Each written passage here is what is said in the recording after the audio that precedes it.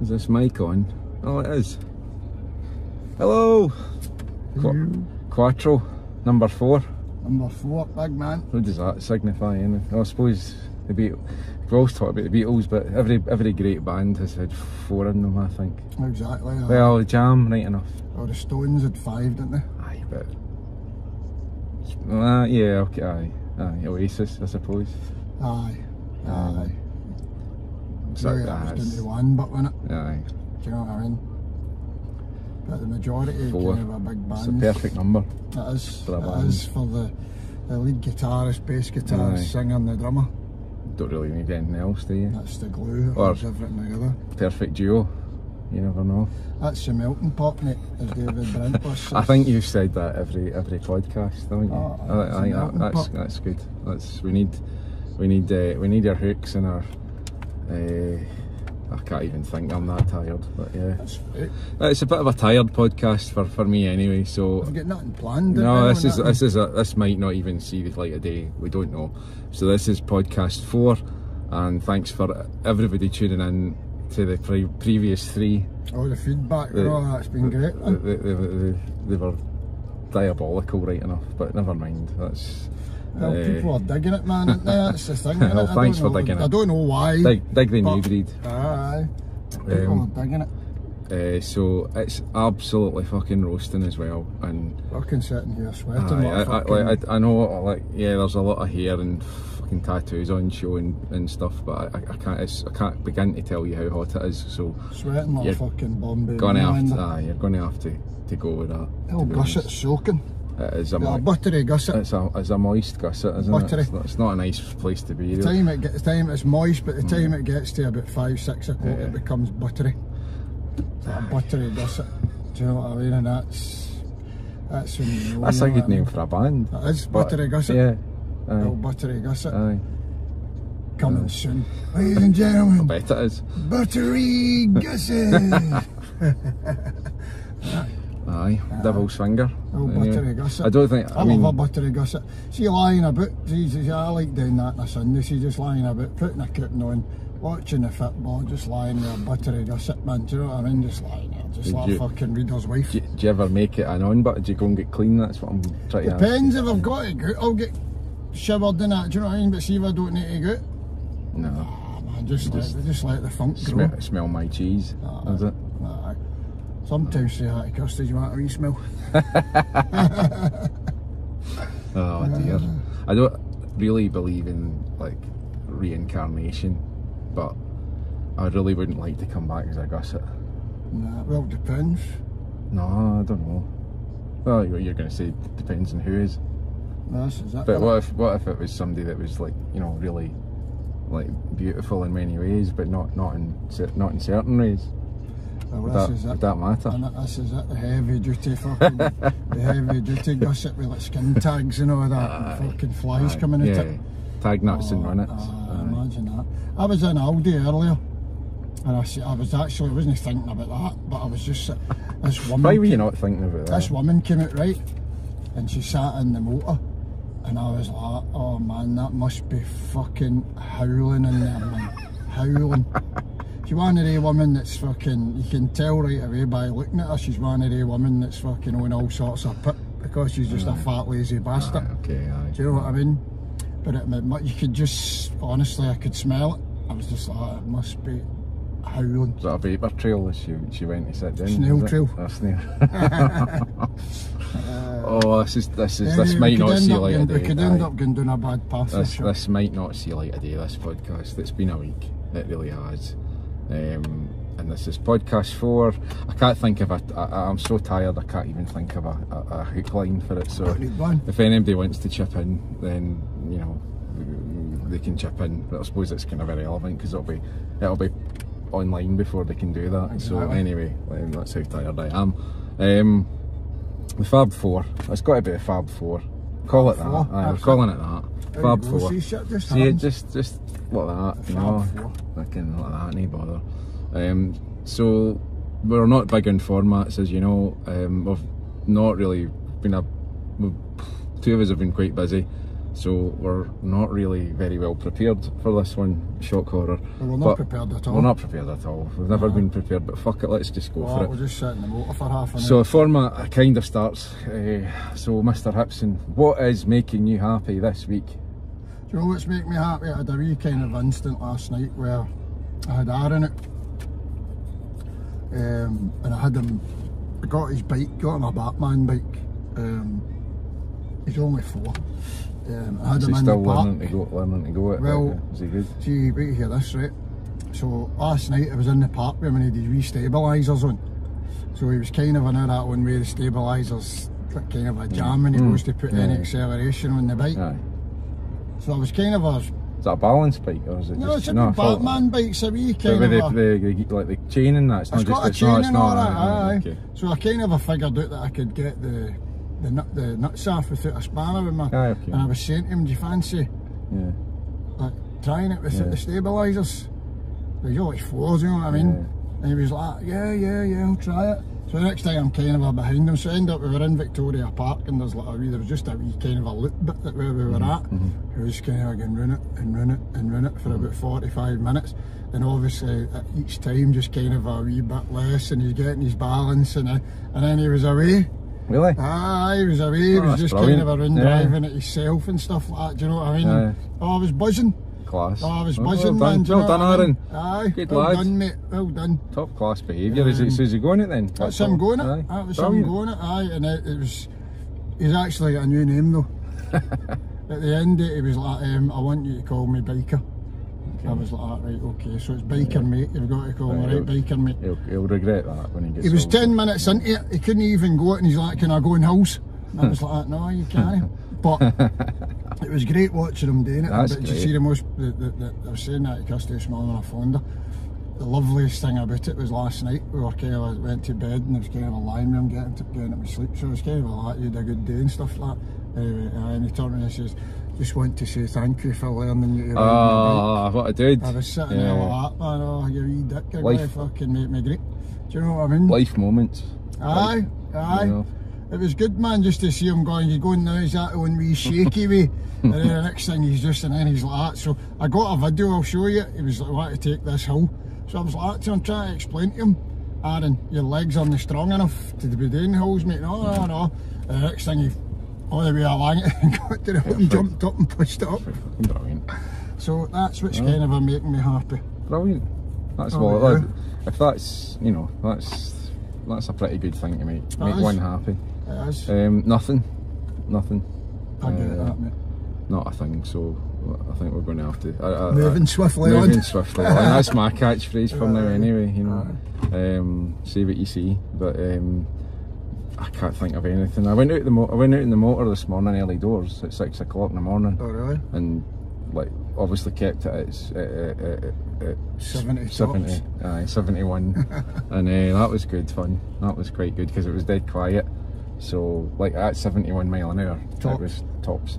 I was bottomed out at that, but it was great at that at this national speed limit, so yeah, that was good. That was really good fun. Good. So that's probably about the only fucking joy I've had. Happiness in that. Aye, I think so. Mate, I could maybe go. I had vanilla ice cream last night. Again, I know I'm kind of lapsing into food, but it was just that wee bit of joy and a whole lot of unjoy. I love ice. You know what, I love a cornetto. I like a Solero as well. So what's the Solero? Solero's the one that's got like the orange kind of a gelato kind of icing on it with the ice cream in it. So it's like ice cream inside it and then it's like a kind of sorbet. An orangey sorbet, that's it. Sorbet. I do like. A day like today, like you know, even in Scotland, like it is sunny and it's warm. Scalping. So sitting here with old buttery gussets, we should be out fucking sunbathing. But we're doing this, do you know what I mean? I can't sunbathe for this here anyway. No, I just want to be a fucking musician. You've got to do all this. I don't get suntan with this fucking hair. No, I go bang instantly. So well, that's good. Right, here we go, eyes down for a full house. What's pissing you off? Do you know what? There's not really... Sun's out, happy Paul? I've kind of... I'm alright, there's not really anything that's... it's not when you say it pisses me off. Do you know one thing, right, that I can't really kind of get my head round, right? And I don't know, maybe if there's kind of a woman in that listen to the podcast or watch the podcast, that's right? doubtful. It could help us out here. There are no women that listen to this podcast. Oh, maybe. But if there is, on the off chance, and maybe you can help me out with it, right? There's nobody that listens to this podcast. Sorry, man, I like you. No. Right, but they do listen, right? So and you can help me here, right? What the fuck is it, right, with women and toilet roll? In terms of the way that they use it. Well, like lots of it. I swear to God, man. I quite like it. I think Kirsty's got a habit with it. I quite like a generous amount though, you know. Nah, man. A fucking 18 fucking pack of toilet roll should do you a bastard in a year. Fuck sake, you go through that in a fortnight, man. You go in and there's just fucking a toilet roll, you open it, put it out, take a bit off it after you have a shite. Yeah. Then you go back in a couple of hours later and it's down to there. You're like, what the fuck, man? Are you eating that? It's fucking dear as well. I know. You know, it's like, okay, alright, okay. So I'm just kind of like that. What is it? Going? Do you know what I mean? Like, you know, everybody has to use the facilities. We're not going to like get around that, okay? But I can't believe it's all for that. So. Well, I don't know. I know the old fucking front bum needs a bit of attention, doesn't it? Well, in terms of like, you know, because birds have got to give themselves a wee wipe when they have a pish and a shite. It's different, isn't it? It's exactly. Different. So I don't know. I'm just like, how is that? What is it? Yeah. Just women in general. Sometimes I'm like, it's Kirsty eating it. Is she snorting fucking toilet roll? It's meant to be nice deep fried. Exactly. Exactly. Well, the halloumi. Aye. Not had much of that this week actually. I bought some yesterday. Nice. But that's it really, nothing's really, I've kind of Are you a toilet roll like snob, purist? Do you buy the best? You know. See this and all. See this as well, right? This is another fucking thing. See all this pish people that go out and pay fucking hours. It's a bit of paper to wipe your ass. Do you know what I mean? And then you'll get, because I'll just get the basic boy in the deck man out of Aldi.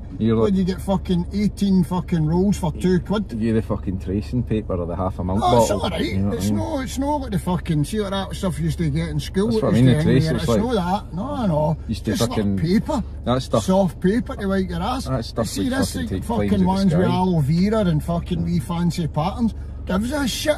It's for fucking wiping your ass and slinging down a fucking pan. No, it's true, yeah. Do you know what I mean? It's true. That pink stuff was horrendous though. Was it pink stuff you had? It was pink or grey. Aye, and like a box soap. Oh, fucking hell, I can still smell that now. Aye. And I've noticed that, and also lately, I've always kind of, I've always liked Aldi and Lidl and stuff like that. But now I'm becoming a wee bit of an ambassador for Aldi and Lidl.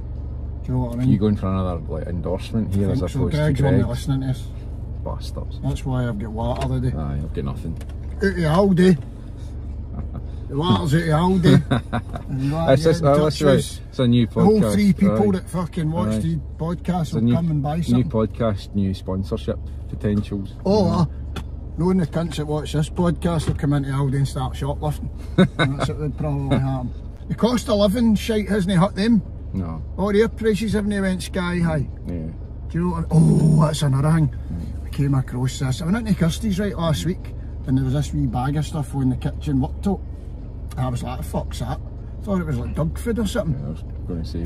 She went, no, I was in my ma's and she said she'd got this cereal. She gave me a wee thing to try it. I went like that. I've tried a couple of them. It's like out of Aldi, right? It's like choco peanut balls. I know them. Aye. It's slowly but surely just coming right up the fucking inside lane into the top fucking top 5 they're quite of my cereals. They're quite addictive. I know the ones you mean. I like Aldi cereal. Yeah. Brilliant, aye. I did the chocolate. It's like cheap Cheerio things. Oreo things. Aye. Quite nice though. I love a cereal, man. Honestly, there's not that much difference. Do you know, that's another thing that I would like to get feedback on, right? And I don't know what your kind of take is on this, right? See, when you have a bowl of cereal in the morning, right? It's always plenty. One's enough. You go that bowl of cereal. I know what you're going to say here, but and then you get to at night. When you can eat the whole Do you know? packet. And this is the God's honest truth, right? And I was absolutely fucking disgusted with myself, right? 2 weeks ago, I sat, I think it was on a Sunday night, and ate a full box of crunchy nut cornflakes. Oh, that's I know. hardcore. I know. That's the thing, but when you have one in the morning and then you have a wee bowl at night, and you're like, I'm going to have a bowl. That is about 1 billion calories. I know, I know. You've done about 3 fry-ups in amongst that. Oh no, it's just all sugar. I know. You must have been buzzing off your cake. I was. You know? I was. Did you sleep? I did actually. Fucking hell. Must have been tired then. I think I slept with just pure shame. I was fucking disgusted with myself.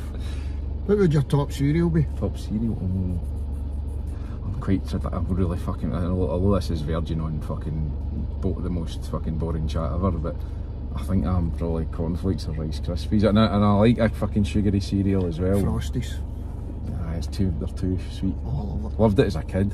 Loved them. Frosties. You get the wee, I used to mind when we go to the caravan. Aye. With the, The wee family hang me box. If I want to really dip into nostalgia. Have you ever tried Curiously Cinnamon? I've had an Aldi version of that. They honestly, they are like the crack cocaine of the cereal world. It's like wee churros. Oh, they are donut thing. I can't buy them. Aye. Because if I get them, honestly, it's like with me having smack news, just fucking end up fucking going right through it. Can't stop. Once you pop. How are you with Pringles then? The actual ones? You like a Pringles? Aye. Excellent. I've never met him that doesn't like a Pringle. You're a bit, can I make you a bit sick, you know? The first, they're great. I think the first half of them is great, and then it's just, it becomes just habitual, doesn't it? You've just arsed it for no reason. Well, there we go. So that's nearly 20 minutes of Aldi chat. Well, we don't want to upset wee Terry, do we? Definitely not. Do you know what Did I mean? we upset him? Half an hour. Did we upset him? It was kind of a saying, it's Hippy's half hour. Why is it an hour and 10 minutes? I keep saying it's about adding value, you know. This is it, Terry. Like, this is it, we like to think we're the band that give you more. You might not want more, but we like to give you. You know, that's how good we are. So that's kind of where we're at on that one. But we still love Terry, don't we? He's a good lad. Yeah. So musically, I know we're pushing at talking music, but we never really bothered asking him any questions. But there was a couple that were kind of hanging over from like the last few podcasts. Time. So I think your man, Speak Easy, Big Andy. I was talking to him. Hello, Andy. Andy boy. Andy had asked how we do the writing and recording procedure. That's a bit formal, but how the songs basically became the songs, and then how they became recorded, and you know how they became the finished articles is what I'm trying to say. So do you want to take that one and well, it used to be, didn't it, that we started off where I would kind of have like demos and stuff like that. A lot of the times I would have kind of the song and then come in, and we would end up, it was hard at first because I was kind of used to doing things myself, and then coming in and just letting it go. You had a different take on things, a different idea on things, and it was you had to kind of learn a period of songs. But the way that we do it now is you will have a demo that you've done on an acoustic guitar. I usually ask you for, we've usually got a theme, and it's something that we want to write it on, and you've got a kind of a wee idea about how you want it to go. You've got it demo to kind of where you want it, do you know what I mean? And then what happens is it comes to me, and I'll sit and spend a bit of time and get some melody and get lyrics and kind of get, sometimes we need to change some stuff. Aye, it's never, I know you're not just saying that, it's never like I just present a song and it's like that's fucking it, mate, because it's never like that, and you're not like that either. Like you know, anything it's you your bring, songs, innit? That's the thing. Anything you bring. Well, that's what Gregor says, doesn't it? Gregor says to us in the studio, doesn't it? He's had a lot of people coming in and stuff like that, but he says he's never seen a relationship like ours. Because there's no arguing in there, it's always about the song, it's not about us, it's about the song. And I think if you get to the point where it's about you, I mean, of course with musicians' egos and all, you know, you can't do what we do and not have one, but it's kept in check, because you have to, you know, like I just want to I'm there to support and you know, people might go, well, you know, a guitarist wants to show off, and like that kind of misses the point. There's no point in being the best player in the park, like if you're a striker and you're not getting any goals. Exactly. So like, well, the good thing is we've got a good. I think we've got a good reset up with the fact is you're kind of I just kind of concentrate on the lyrics and the vocals and the melody. That's really important to me, and you've just kind of got total control and about the way it sounds. But remember, one thing you do, which is great, is you add a lot of vocal hooks. Maybe melody things and stuff like that. Like things I got a lot of that. Things like, you know, like Boho Eskimo, Bam Shibiduba.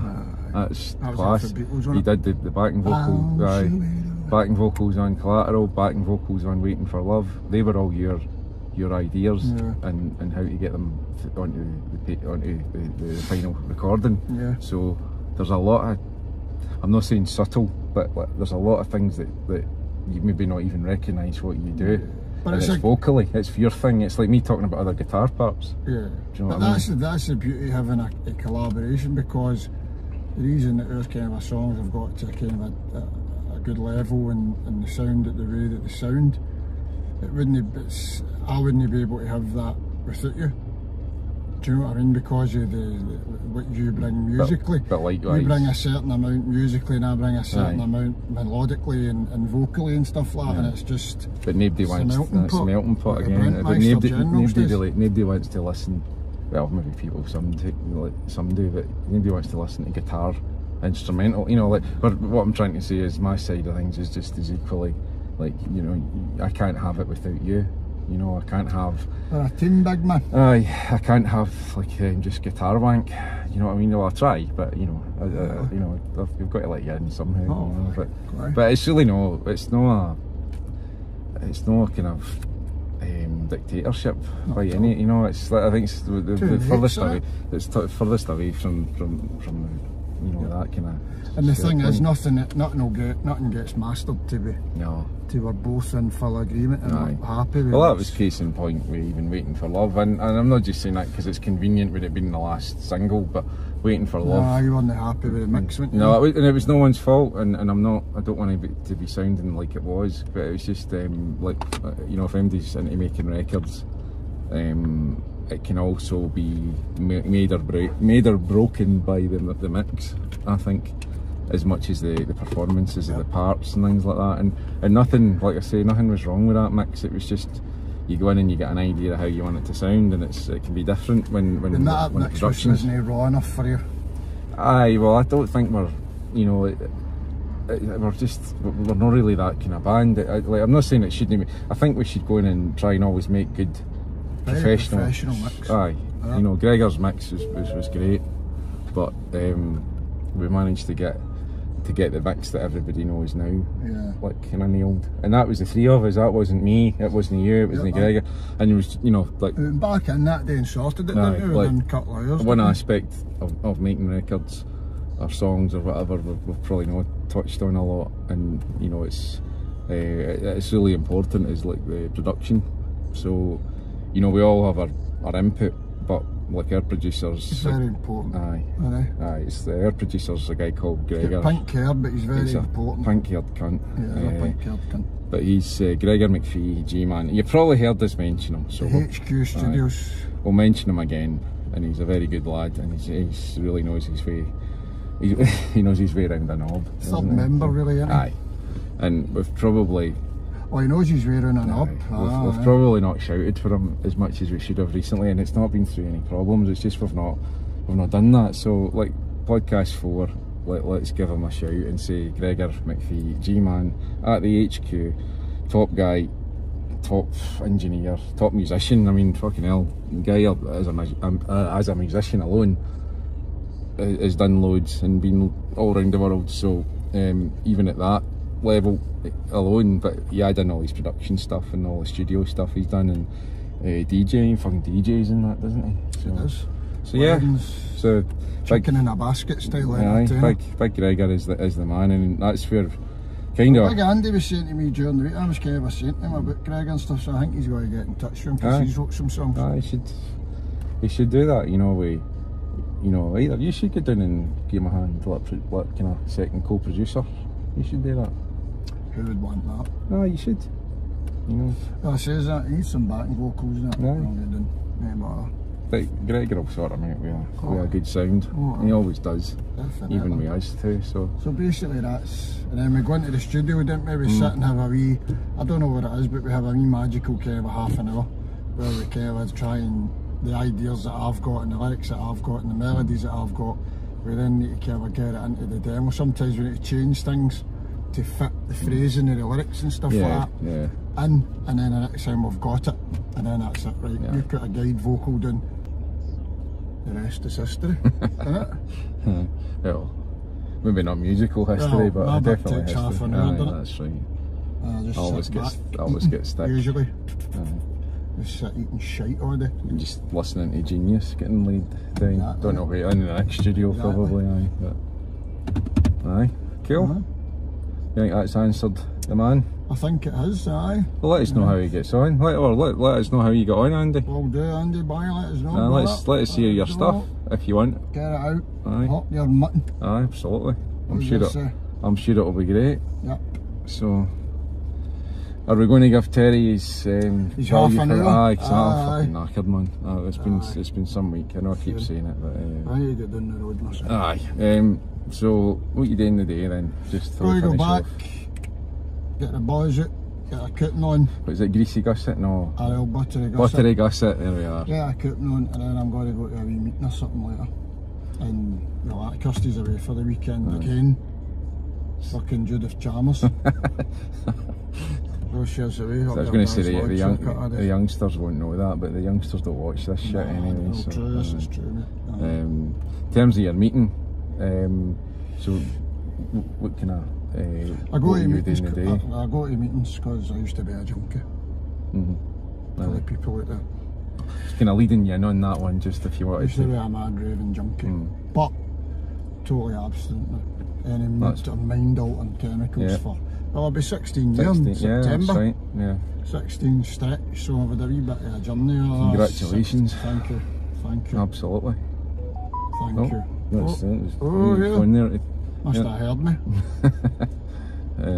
No, that's great. So is that like a kind of weekly thing, or is it just? I've been going consistently for about 16 years. I do the old 12-step gig, do you know what I mean? And I like it, I enjoy it, man. It's good. It's helped me a lot as a person over the years, do you know what I mean? It's never got me to where I am, so I enjoy going to them, man, do you know what I mean? And don't go every day, do you know what I mean? I tell you, I go to maybe 1 or 2 a week, stuff like that, you know what I mean? A lot of pals and that in there, who I'm not going to mention, because anonymous, you know what I mean? No, that's cool. Is it? Does that take a long? You know, is it a long time you're sat there at the meeting, or is it? No, the meeting's on for about an hour, hour and a half or something. Cool. Do you know what I mean? It's good though. Yeah, I enjoy it. Aye, cool. Fucking roasting in there, though. It is. Oh well then. What are you up to? Pickford's probably more shenanigans. Like we're in a groove out the M8. and my pair of conveyors. There's not much left of them. So aye, it's too hot though. It's too fucking hot. It's too fucking my balls are sweating. Buttery balls, really, innit? Aye. Cheesy dip. So exactly. Well, I think it might be the worst podcast ever. Like, I know that we've said that about the first 3, but this might be pushing it. So it was a bit off the cuff. It was a bit just like, fuck it, we'll see what happens. And I think it's been alright for that. We've at least tried to. Listen, fucking honest. One last question I can remember. I don't know who said it, and I'm really fucking sorry. That one last question. If you could put together as it's the 4th podcast, this is I'm always trying to think, not necessarily saying I'm thinking, but always trying to. So podcast 4, 1, 2, 3, 4, you've got a super group to put together. Right. Any format, 4 singers, it could be bass player and that. I would have drummer, bass player, lead guitarist and singers. Right, who would that be? A bass player would be McCartney. Yeah, I thought that. Right away. Yeah. That would be, my drummer would be probably Keithman. Keithman or John Bonham, maybe, no disrespect to Ringo. And know you probably wouldn't be happy about this. I'd be overseeing a lot of lead guitarists, but I think I'd go with Keith Richards. I can get. I would go with Keith Richards, man. The human riff. Yeah. He needs a foil though, Keith. He needs. I know. He's not. And he says that himself. He's not like, I'm not saying that he wanders about thinking he's a fucking genius. No. He always says he wants a foil. Yeah. Well, we could have like a fifth member, but there's no. Well, we'll have. Do you know what I mean? Right. Okay. Like it's a super group. So. Singer. Fuck. I don't know, man. I don't know. Oh, Tom York, man. I don't know. I just love Tom York as a front man and a singer. I think I would have him front in the band. I think that would be a good. I think that would. I just love his voice. I don't want to go down to John Lydon or Lennon or Freddie Mercury or all that sort of stuff. Do you know what I mean? It always like these questions. I know why people ask them and they're great, but it's then you have to take the band. Like bands only work because of the sum of the all parts. Exactly. And supergroups don't. It's a chemistry, innit? Don't tend to. I know there's fucking. We only really want it. There's two in it: Travelling Wilburys and Crosby, Stills and Nash. Cream. Obviously Cream. But I suppose even back then, well, they were great musicians. I don't know if they. I'm not sure. I wasn't there, but I don't. You know, they were pretty kind of lofty at that time, calling themselves Cream. Yeah. But they were very well known, noted musicians. So it's probably. What would yours be? It depends. I know. Like I said, with these questions, it's like what are we doing? Are we going to just name your 4 favourite players? Well, 4 people or 4 players. Just like I've done there. Aye, but again, I know what you're meaning, but like, do you pick 4 players that would play in a band together? You know, because you can't really have John Bonham. Well, you can, but you can't really have John Bonham and like John Entwistle because they're so. They couldn't, you know what? But I know people are going, yes, you can. But what I mean is, like, do you put the band together as sum of all parts, or just go right? No, I want a band with their 4 favourite members. Am I overthinking this? It's your choice. Yeah. I just picked them because they're the 4 that came right to the 4th. Yeah. 4's the word. Yeah, magic number. 4 fingers. Buttery gussets again. It's obsessed. Guitars, I know like, I'd have to have Townsend because he does both. He plays like it's that style I love. No solos. I love that lead rhythm sound, and I don't know if anybody gets me when I say that, but nobody does it like him. It's got that lead rhythm, and but there's more shit going on than I love that. If we had if it was to be 5, I would have another guitarist possibly. But it's 4. So him or Steve Cropper, because again they play to the music, they play to the band, they play to the song. So I need to have one of them too. Singer would be Steve Marriott, because nobody's really sung like him ever. No. That's just. I push Paul Rodgers, but it need to be Steve Marriott, I think, just because of what he could do and how he sounded, and he would work well with Townsend, with the I mean, maybe not personality wise, but certainly musically. The rhythm section's a fucking nightmare, because what do? You could literally just get, it's basically the Who with Steve Marriott. You could just do that, but it seems a bit wank to do that. I love Steve White. See Paul Weller's drummer, or his old drummer, Steve White. I think he's a great drummer. He's one of my favourite drummers. He seems a nice guy as well. Aye, totally, really nice dude. Bass player. I actually really like, there's 2 kind of more modern indie, fucking whatever, I hate that term, but either Manny or Damon out of Ocean Colour Scene. You could be Damon Teller. Aye, 2 of them. That would work, I think. Yep. Again, it's, you could take the fucking. Sure, that needs a bit of thought, doesn't it? You need to think of chemistry. Or you could take, say, the Allman Brothers, or like take their rhythms, 2 boys or 3. There's 2 drummers and a bass player, but or take like Booker T and the MGs, But that's the thing. But the longer you stay on it, you say, "Oh, well, what about him? What about him?" And it just opens up, because it's never ending. Do you take a rhythm section as a pair? So they're already in a band. So it's Ginger Baker and Jack Bruce. Do you take that as a one? Clayton. Aye. So it's a great question. It's just funny. There's so many different applications I think you could go with it. So But I can't remember who asked us, but we thought we would try and answer it anyway, so there we go. One last. If you had to pick a venue, I think this might have been from Mark Strachan or Jamie Strachan at the Sensitive Souls, who are doing really well just now. They're gigging and putting out music, so go and check them out. And I think Mark or Jamie, I'm sorry I can't remember which one sent it in because we're doing this all off the cuff. Sweating gussets again. They asked, I think they asked which venue would be your dream gig at. So anywhere, a stadium, a wee club, anywhere in the world, where would it be? And apologies if I've got that question wrong, but I'm just trying to remember something else. So somebody sent that in. I don't know, I think it would be the Albert Hall. Stop. I like to play the Albert Hall. That's my one. Aye, definitely. Just something about it. And I've been to, they've all played in it. I've been to gigs at it. Oh, have you? I've never. I was going to go down years ago to one of the Teenage Cancer Trust gigs. You just look about it, you see the big fucking mushrooms and that, just like in it. See you play the Albert Hall, you fucking made it. Aye, I think that would be. You made it. Yeah, I think that would be for me as well. Oh, if you ever get a night in the Albert Hall for your own fans, you have made it. I think if I was going international, just for my Madison Square Garden. No, not the Fillmore, because so many of my heroes. That was Last Waltz, Winter Gardens, wasn't it? It was Winterland, Ballroom. Winterland, Ballroom. But I think for me, and it's probably like one of the venues, like, you know, we've been to the Barrowlands or like, you know, Tuts or whatever, and I'm not slagging them off, but they're not that much when you kind of go to them. It's what the hall and what the crowd, you know. Aye. But I think like the Fillmore for me, there's like my favourite live albums, Humble Pie live at the Fillmore, and Black Crows have played there. Everybody in their Dugs played there, but I would just love to have like played a gig there. So Albert Hall or the Fillmore. There you have it. So we've got some good stuff there. I think that's enough, man. I think let's honestly, on the this is buttery. As the podcast number 4 has been a buttery gusset of a podcast. So we can it at that. Aye.